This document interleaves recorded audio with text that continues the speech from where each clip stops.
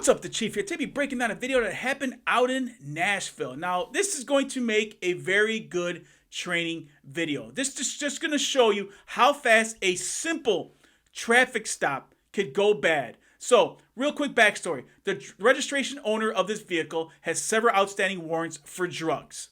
Now, taking a look at this vehicle, it has tinted windows on the side, tinted windows in the back. You really can't tell who's inside that vehicle. The registration owner has several outstanding warrants for drugs. I think that would justify a high risk or a felony traffic stop. But hey, that's just me. Now, the driver of the vehicle who's actually in possession of the vehicle right now, she has an invalid driver's license, so she should not be driving. So the police officer decides that, hey, you know what? He's going to have her step out of the vehicle, and this is where it starts. Let's break it down.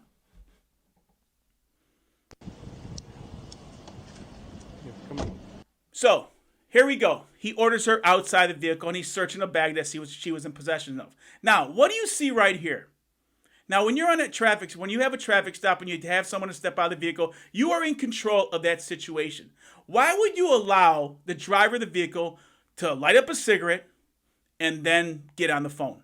Now, she could call anyone, hey, warn the driver, the owner of that vehicle that, hey, I just been stopped, they're onto you, or hey, you know what, I'm out here and ambush this police officer. You are in control of the traffic stop. You do not allow them to do anything. She's a female, you can't search them, but you could have her put her hands on the vehicle. Let's carry on.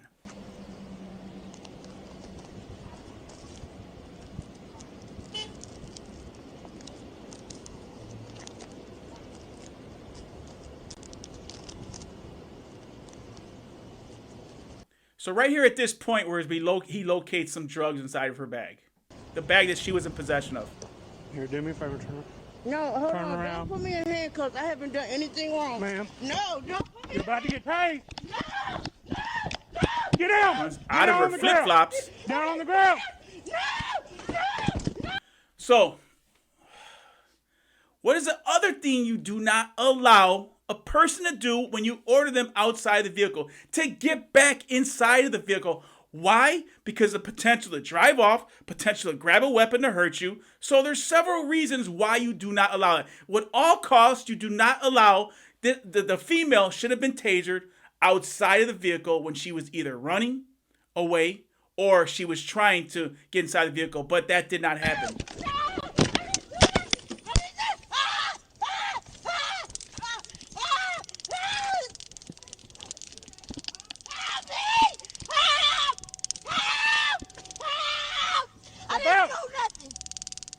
So the first time you could clearly tell that the taser did not work. You could just by the sound of it, because if he did make contact with the probes, did make contact with it wouldn't have been so loud because electricity had been going through her, and you wouldn't have that sound so noticeable coming from the taser. So, but he tries to hit her again, probably not knowing, thinking that because of what's going on, thinking that, hey, you know what, maybe it just didn't work. Let's try it again. But he does move on to the next.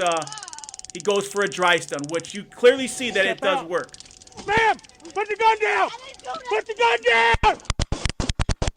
Now, right there, let's go back. You can see that he has the taser in the left hand and the firearm in the right hand, which great, because just imagine if he had the taser in his right hand. He wouldn't have grabbed his weapon. He probably would still try to shoot her. He probably tried to shoot her with the taser, thinking that it was his firearm. So luckily he did that right. But right here, 23 shots fired. Shots fired. now he was shot in the torso. Now right here is like they always tell you, never ever give up. So now he's down, he's been hit, but you can see he's still alert. He gets upright on his knees. So right now, what should he be doing? He should be working, doing something, staying in the fight, because obviously she's still in the fight. You hear she starts the vehicle up. She's either reloading a weapon or she's going to start that vehicle up, back up. She has a potential to back up, take off, or back up and run him over. She's still in the fight. He needs to stay in the fight. He needs to either get over to that wall, get some cover, or he needs to lay some rounds back inside that vehicle and continue going until the threat is eliminated, because right now it is not. 23, I'm hit. She drives off. Now let's take a look at the vehicle cam.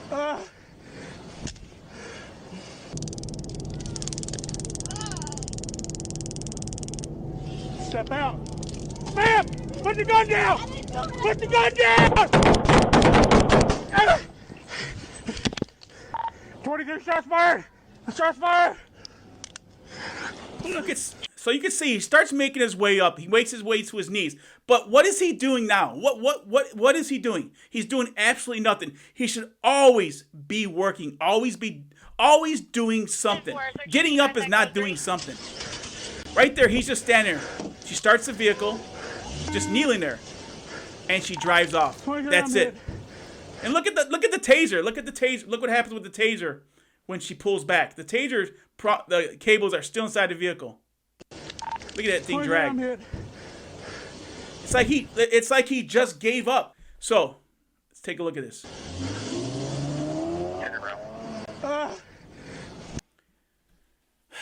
There you have it, people. So, like I always say, never ever stop your training. God bless, stay safe, and don't forget to like and subscribe to this channel.